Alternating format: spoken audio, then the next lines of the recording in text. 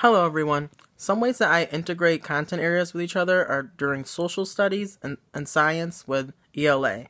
During social studies, for example, I'd read them a book about citizens. Then they would have to do a project on saying showing how they can be a good citizen in the school and in their neighborhood. And I would give them written frames such as "I can be a good citizen by," and then the students would write their answer. I also connect writing with the science units on lights.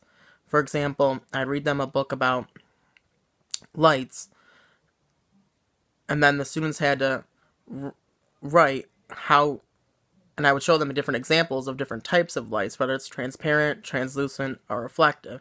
The students would say, this is an example of a blank type of light, or they often would match pictures based on the type of light it was.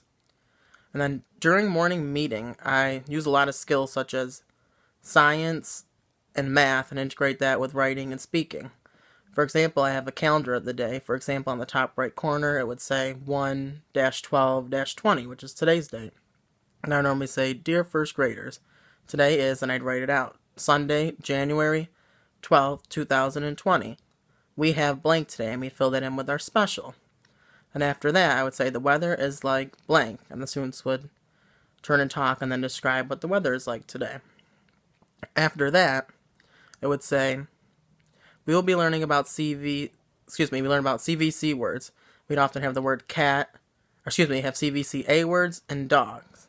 And the students would give me a list of CVCA words or dogs, or else if it was diagraphs, if we were learning about SH or CH, students would turn and talk and then give me a list of CH and SH words. Then I would say, have a good day, your friend, Mr. Delfo.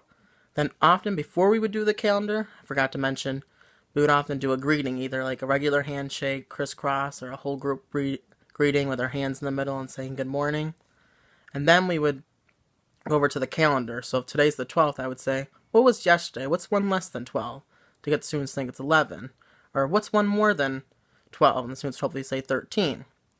Then we'd look back at our chart and say, based on the weather, we'd create a bar graph based on, for each month we'd have it posted on the wall. And we try to see how many days in each month. Were they mostly sunny, cloudy, rainy, snowy? Then we'll talk about the graph at the end of the month.